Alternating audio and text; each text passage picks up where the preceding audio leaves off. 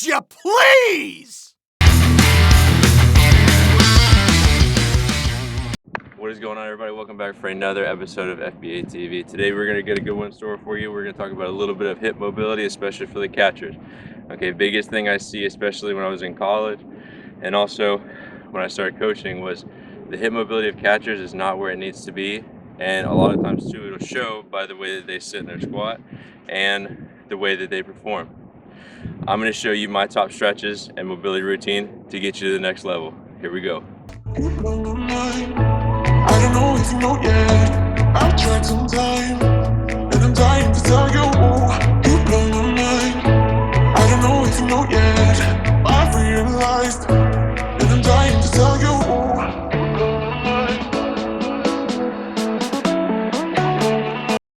So first thing I always see is, especially when you're giving signs or anything else, when you're in your squat, a lot of times I'll see catchers look very uncomfortable, especially like if they're sitting up here, or if they have to kind of compensate or any type of way to give a sign to the pitcher.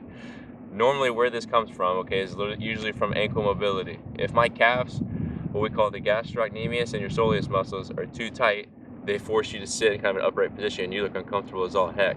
Okay, so the first thing we're going to go over is some calf stretches to kind of help loosen those up. Get into a push-up position, keep your back flat, and all I want you to do is lean back to where you put your weight on one ankle and kind of let that heel sink towards the ground. Okay, you can do both, or you can do just single, whichever one feels like it's working the easiest.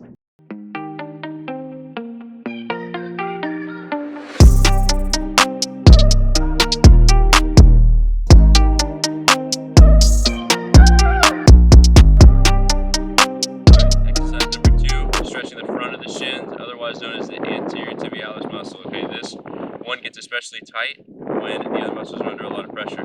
So I'm going to lay my feet flat behind me, and I'm going to sit in my catcher block and kind of sink down into my heel. You should feel this kind of on the front of your ankles, and if not, just kind of keep your feet going in like a straight line, and then just sit back and hold it for about 30 seconds or so, and while you're watching TV or working on homework or anything else.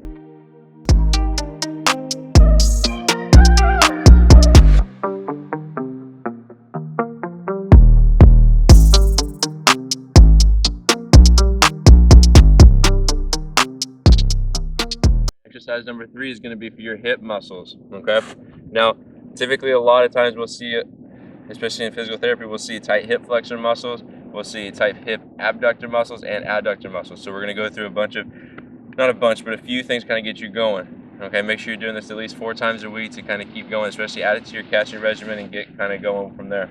So the next one we're going to do, you're going to take your hand, slide inside your knee, and if this feels easy, you should feel a stretch coming outside of that hip. And if that feels easy, you can lift the back leg.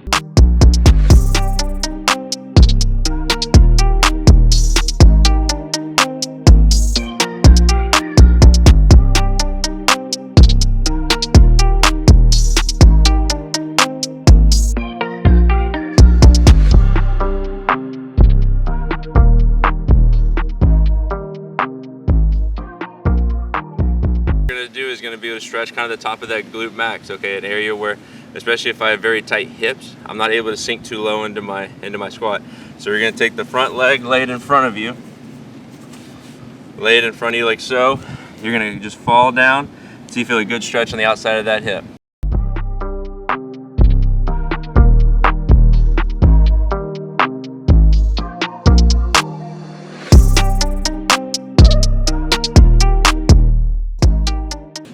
The next one is going to be just kind of work on hip mobility, especially in our secondary stance.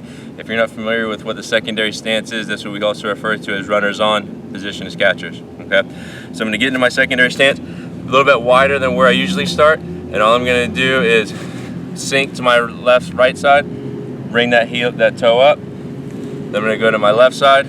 Big thing here, I want to try to make sure I'm moving in a horizontal pattern and not in kind of a rotational pattern for my hips.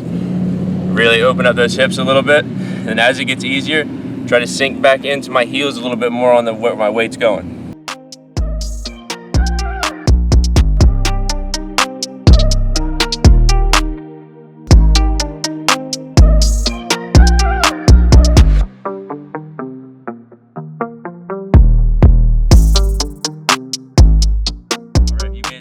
in the video, I'm going to teach you a little secret about soft tissue, okay? Your muscles, the tendons, that's where most of the tension is held up at, especially if you start getting like talking about lactic acid and all those different things for stretching and kind of recovery, especially after you catch a couple games in a weekend or a couple during the day. Not my favorite, especially for development of kids and young players. It's not the best, but you know, it's the hand we're dealt with this day and age. So foam rolling, add this. You can pick these up for about 10-15 bucks, like a normal one at the gym, or even at the gym you go to. You can use one of theirs every day. I'd say there's never too much you can do with this thing. Okay, so I'll kind of take you through my foam rolling routine, and we'll kind of talk about it from there. All right, so the first one we're gonna do is for your calf. Okay, your tendons are up here and down below where your Achilles is. Okay, you can start out there and just kind of go back and forth. So what you want to do is kind of boost your hips up so all the pressure kind of goes right there on that muscle. Okay, and then roll it up a little bit further and kind of roll that calf side to side so you can get both heads of your gastroc. Then you can roll it up a little bit further into the right behind the knee. Roll that out a little bit, kind of work on some of those hamstrings in your calf muscle where it goes up into the knee. Then you can go into your hamstring muscle. Same thing. You have 3 of them that go behind your knee, so you're gonna roll back and forth. Make sure you get all of the heads of the hamstrings, tendons, and everything. Then you're gonna go into your glutes. So what you'll do with this, you'll kind of put your weight towards one side of it, flip the knee over, and then just roll back and forth. And then the quads. The quads are another big one. Okay. Make sure that I put enough pressure on it, and I kind of just roll back and forth. It's okay if there's a lot of tenderness in this area. That's where a lot of tension's built up, especially in our quad when we're running and performing power, explosive movements as athletes.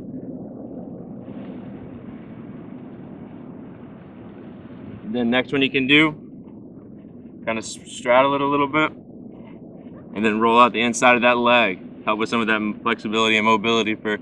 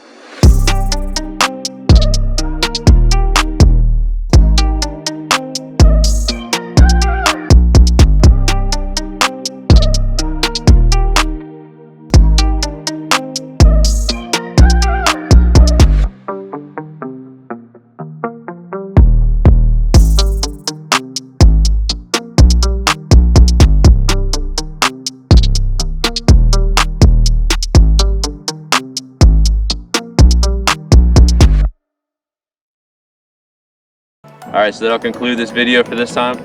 Again, do these every time you have a chance. When you're sitting there watching TV, working on homework, playing video games, whatever the case is, go ahead, knock them out 30 seconds for every stretch, every mobility thing. For the foam roller, do 10-20 passes for everything. Do it every morning, night, and I guarantee you will see improvement. Until next time, have a good week.